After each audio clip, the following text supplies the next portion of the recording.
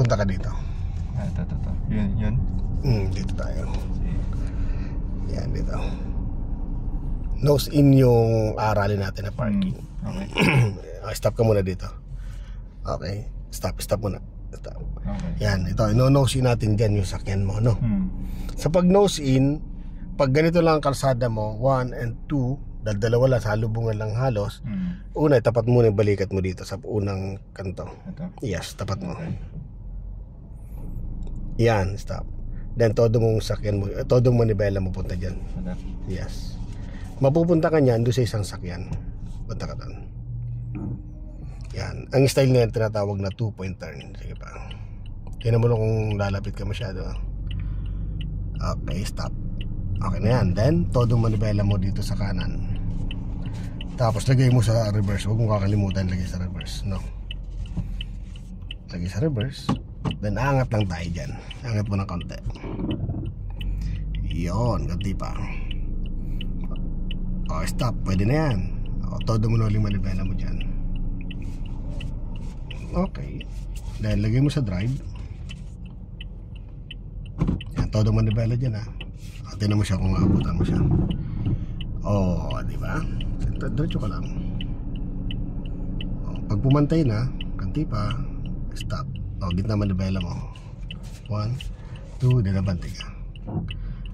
Yan. O, yan, diba? O, sige, diretso lang.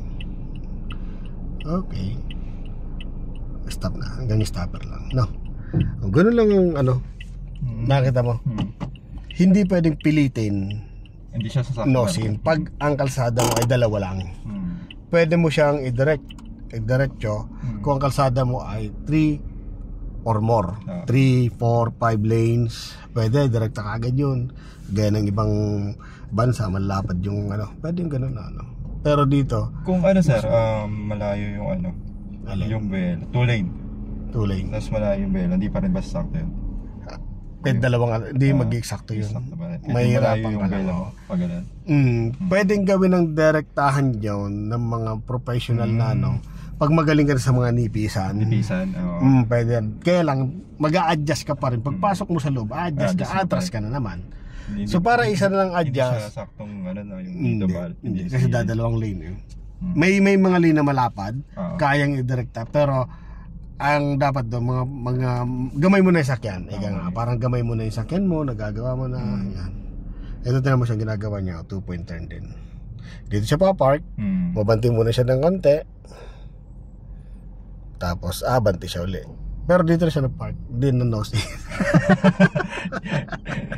Hindi na nose. Dito na siya nag-park, ano. Okay. Di tabi-tabi nga yan. So, mas magaling ka pa pala. Okay, so paglabas sa nose in naman, lalabas tayo na, brother. Ayun, napaya sa'yo, inayos niya tuloy, pinormal. Paglabas dito, ilagay mo sa reverse. Mamaya pa mo, huwag mo sasagam na nibela mo. Paano malalaman to? Pag mali yung manibela mo, pag nag-react, stop. Saan pumunta yung gulong ang sakyan mo? Diba diretso lang? Ayan. So tapat mo muna yung side mirror mo dito. Sa pinaka ano niya, sa pinaka nguso. Ayan na. Ikot ka ng isa. Yan, then atas ka. Tapos palagpasin mo lang sa wiper yan. Sige, yung nguso naman sa kanya. Lagpas na. Todo mo naman na pala mo dyan. Dito. Ay, dito pala. Atras ka pa. Okay, so yan, ganti pa.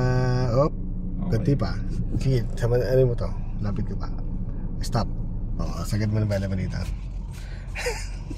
drive mo. Huwag mo ka lang kalimitan drive mo, nalilimutan mo lang i-drive. Okay, wala na dyan. Okay na yan. Ganun ang paglabas ng ng nose in naman. Ha? Sa mga standard na ganun na dalawa lang na may space na. Ganun lang. Hindi naman mahirap yung basta may pattern ka lang muna.